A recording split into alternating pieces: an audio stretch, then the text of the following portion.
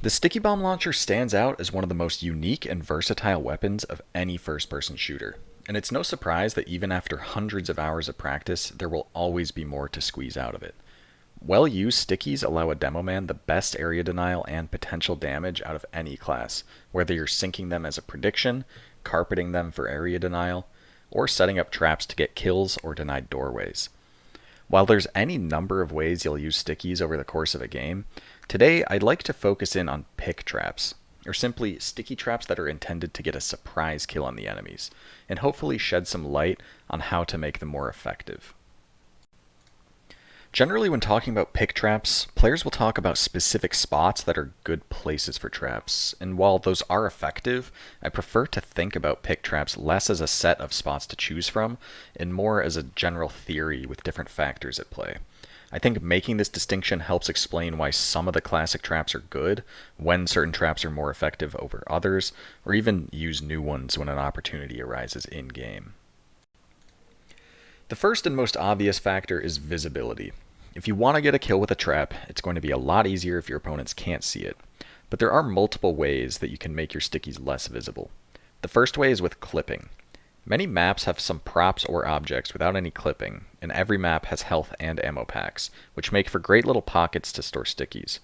One minor thing to note here is that some graphics configs will disable some of these props, such as grass bunches. The second and more generally applicable factor is perspective. Obviously, if you expect an enemy to walk past an object that you put stickies on, you're going to want to trap the side that they can't see. But perspective can apply to much more than that. Most ramps and staircases make it difficult to see stickies until you're already quite close to them, and in some cases already in their range.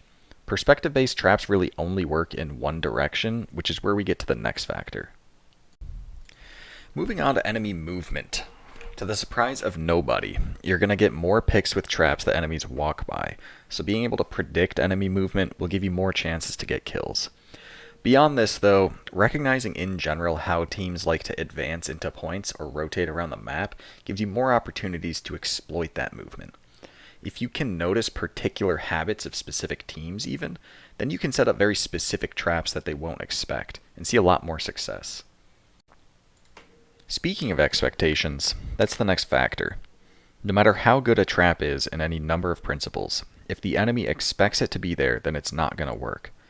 But these expectations can be taken advantage of. For instance, you can set up a bait trap that lets an enemy's guard down once they've cleared it, making your actual trap more effective. Or set a trap for the guy that's supposed to clear where they think your trap is. You have any number of options when you can read your opponent's expectations. Got a round-winning pick on a team? Awesome, but don't expect that to work again, because for the rest of the game when your opponents are doing the same push, that's the one thing they'll be on the lookout for. In other words, keep mixing things up to make your opponents unsure about where they can expect stickies to be. And if they start to slow down in their pushes, clearing every possible spot, then you're already going above and beyond your job by slowing them down just by existing. The last factor we'll loosely call safety, and this means a couple of things. First off, some would-be excellent trap spots are just too far away or too risky to set up during a retreat and aren't worth the risk in most circumstances. Also, some would-be excellent trap spots are just not in a position that can be reasonably watched from a safe position, leaving you to either risk your life to watch it or go for a blind dead. While you can use additional context clues like objective notifiers to help, ultimately blind deading is going to be far less effective than a trap you can see.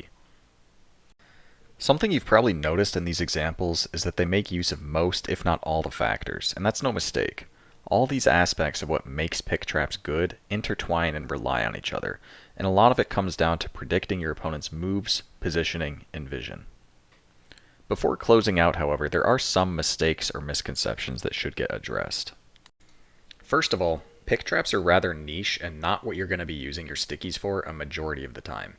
They're typically delegated to transition phases when your team is losing ground, or in some stalemates. And if you over-rely on pick traps, you might be ignoring your greater role on the team. Next, know when to call it off. Even if the stars align and you have the perfect trap set up, sometimes you'll just get unlucky and no one's going to walk on it. Know when to cut your losses and do something useful with your 8 stickies instead of holding off on a lost cause. To close things out here, a demo that can secure surprise kills during transitions is a massive asset to have.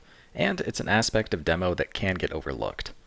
Being mindful about how to use pick traps and what makes them effective is the fastest way to improve them, and recognizing enemy patterns and habits is a useful skill across every class.